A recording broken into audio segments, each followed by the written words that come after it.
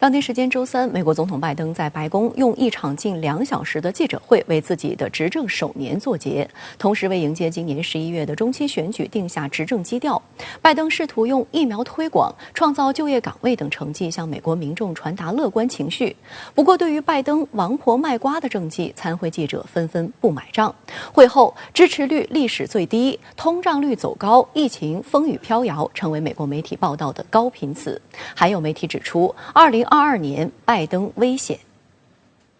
It's been a year of challenges, but it's also been a year of enormous progress. 在开场白中，拜登用巨大进步2个词汇概括了过去1年美国政府在抗击疫情、疫苗推广、创造就业岗位等问题上所做的工作。其中，在应对疫情方面，拜登表示自己的表现超出预期。We went from 2 million people being vaccinated at the moment I was sworn in to 210 million Americans being fully vaccinated today. We created 6 million new jobs, more jobs in 1 year than any time before. 不过，拜登这番自吹自擂的言论却遭到美国约翰斯霍普金斯大学的数据的打脸。在拜登执政满1周年之际，美国的疫情不见缓解，累计新冠确诊病例已突破6854万，死亡病例接近90万。要是换作其他国家，恐怕已经称得上是人道主义灾难。与此同时，疫情期间多种因素作用下，美国食品、住房、能源等价格出现不同幅度涨幅。去年12月，通货膨胀水平更是创下近40年来之最。换言之，去年的圣诞新年假期是美国40年以来物价最贵的一次。此外，作为拜登十分重视的总额约2万亿美元重建美国计划支出法案以及保护投票权法案等民主党关键立法议程均在国会陷入僵局。拜登表示，他将寻求以分拆法案的方式务实推进相关立法进程。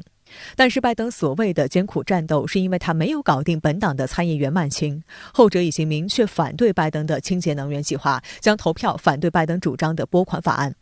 所以拜登政府的这个议案通过的能力不仅弱于特朗普政府时期，而且实际上呢也弱于卡特政府以来的历任民主党政府。这就导致为什么拜登在内政上经常发现是焦头烂额、左支右绌。本来应该获得很大成效的一个这个部分，却使得拜登却付出了最大的这个政治代价。对阿富汗撤军这个尖锐问题，拜登在记者会上大肆甩锅，将责任归咎于前几届政府。And I make no apologies for what I did. I feel badly about a whole range of things around the world that we can't solve every problem. 所以我们发现拜登搞了很多这种看起来非常的符合多边主义的这样一种噱头，但实际上呢，美国并没有在成为一个多边的真正的领袖。外界注意到，这是拜登自去年3月以来，时隔近10个月再次在白宫举行正式记者会。这次记者会时间长达111分钟，打破了特朗普86分钟、奥巴马87分钟的个人最高纪录，也创下了美国总统史上最长记者会纪录。拜登一共回答了20多位记者的近30个问题，试图通过展现执政成绩来向外界传递乐观情绪。但是美国及世界舆论对此并不买账。纽约时报评论称，在2小时的大部分时间里，总统一直在为他的施政议程辩护。最新民调显示，拜登已经成为美国史上在执政1周年之际排名垫底的总统，低至 33%， 与前任特朗普相当。分析指出，这显示美国民众对拜登竞选承诺纷纷跳票的沮丧和失望。美联社指出，拜登在遏制疫情、外交、移民问题等方面进展甚微，或是受制于国会的2党之争，或是在承诺和糟糕的现实之间进退两难。很遗憾呢，拜登并没有在执政首年把内政问题处理好，而这主要是基于以下3个方面的原因。那第一个呢，就是管党治党的能力不足；第二个呢，就是管理团队的能力不足；第三个呢，就是牵制国会的能力不足。我觉得内政原因确实是一个根本性的原因。拜登过分依赖疫苗的防疫政策宣告失败，经济在出现重启迹象后又重新面临熄火。在国会中，他也搞不定党争，甚至连本党的议员都搞不定，多项关键法案遭遇阻击。在内政陷入混乱的同时，拜登又在外交上大搞拉拢盟友，甚至还开启了所谓民主峰会。但这场在阿富汗失败的撤军行动后举办的峰会，却成为全世界围观美国执政能力弱化的笑话的尴尬场合。拜登的人四处宣称美国回来了，但盟友外交意味着大把撒钱，这又让承受通货膨胀居高不下的美国民众出离愤怒。可以说，拜登的执政已经陷入了一个无解的低效循环。拜登政府的政策看起来呢，理性程度会比特朗普政府更高一些，甚至有一些政策还带有一定的进步属性。然而，美国社会仍然出现了这么多问题，所以我们就要去分析，那到底是拜登作为总统他的个人执政出了问题，还是美国这个国家的政治机制体制就出现了根本性的问题？英国金融时报指出，2022年是拜登的危险年份。假如民主党在今年的中期选举中失去国会控制权，拜登将面临包括弹劾在内的大清算，而这将为拜登和特朗普在2024年大选中再次对决搭好舞台。拜登作为美国历史上最年老的总统，实在是乏善可陈。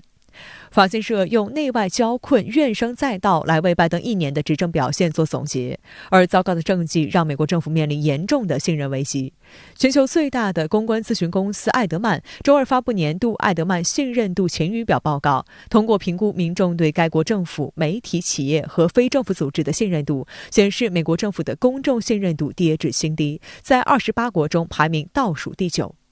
值得注意的是，在同一份报告中，中国民众对政府的信任度同比上升9个百分点，蝉联全球第1。在国家综合信任指数方面，中国同比增长11个百分点，也位列全球首位。相关话题来连线特约评论员管瑶。管先生您好。美国总统迎来执政1周年，拜登在白宫开了场2小时的记者会，您对此有何观察？好的，主持人，那么这是拜登进白宫之后举办的第2场记者会。和他的6位前任相比呢，他是执政第1年见媒体最少的美国总统。那么和特朗普一样，拜登也是执政第1年民望支持率最低迷的总统。那么超过1/3的受访老百姓认为他交出的第1年的这个执政成绩单只能打 F， 也就是不及格。所以在这样一种情形之下，所谓周年大日子的这种喜庆气氛那是根本不存在的。拜登他明明想把这场记者会办成自夸表功会，但是呢，他的身体很诚实。那么这就是一场危机公关会，要拉人气，要吸引眼球。但是呢，悲催的是，这场记者会到处是坑，充满了公关意义上的所谓车祸现场。这不，哪壶不开提哪壶。昨天CNN 记者杰夫·泽莱宁就当场发问，说在经历了极度混乱的阿富汗逃跑式撤军和新冠疫情检测再爆危机之后，那为什么会有这么多的美国人对美国政府的治理能力信心不足呢？又比如和特朗普穿一条裤子的保守派电视台叫 Newsmax 记者詹姆斯·罗森，他呢几乎是挑衅式的在发问，说一项民调显示，有相当比例的美国公众都在担心您的精神状况是不是适合担任总统。那么您对此是怎么看的呢？拜登当时提高了音量回应说，这些人的看法正确与否应该交由记者你来做判断。下一个问题，但是呢，罗森不依不饶，他继续追问说，为什么很多人对你的认知健康有严重关切呢？拜登他只能继续打太极了， I have no idea， 我不知道。媒体大亨默多克跟拜登素来不对付，他所控制的纽约邮报今天呢就刊发社论说，直接用了这样一个扎心的标题， Biden's press conference was an utter disaster， 拜登记者会完全是一场灾难。为什么这场记者会出现这么多公关车祸现场呢？而拜登还是宣布他会继续搭档副总统哈里斯参加2024年大选，您对此又有何前瞻呢？那么最根本的原因当然是白宫主人在入驻1周年之际深陷内政外交多重危机，而且呢短期内看不到应对解决的任何曙光。那么就内政而言呢，当务之急仍然是新冠疫情应对。拜登竞选胜出，他攻击特朗普最管用也是最有力的一个标靶就是疫情应对无方。那么拜登呢也就此夸下了各种海口。但是呢，现在拜登交出的第1年的战役成绩单，无论确诊数字和疫情死难都已经刷新了记录。甚至CNN 记者追问的这个所谓的疫情检测工具问题，过了2年呢也还是个大难题。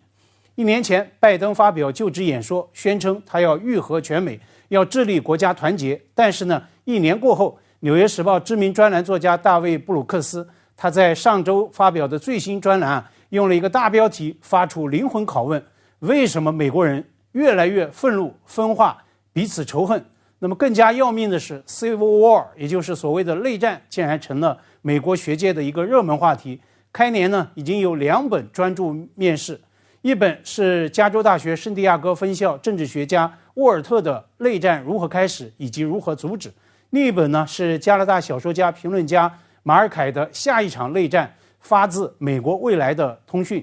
那么马尔凯在书中抛出了一个惊悚追问：美国即将终结，问题是如何终结？那么经常被炒作成所谓美国第51个州的加拿大，现在呢也开始认真考虑所谓内战场景的外溢影响了。多伦多环球邮报呢近日就刊出暴力冲突学者迪克森的署名文章，敦促加拿大政府要为美国内战爆发做准备，拿预案。那么迪克森就预判到2025年美国民主可能会崩溃，导致国内政治极端的不稳定。所以现在讨论评估拜登他作为最老的在任总统竞选连任乃至连任胜选的可能性实在为时太早。他首先得从各种危机中爬出来，而且呢他还得接受今年中期选举的大考。那么如果拜登的民调和执政支持度双低的这种态势无法逆转，那么民主党输掉今年的中期选举是大概率的事件。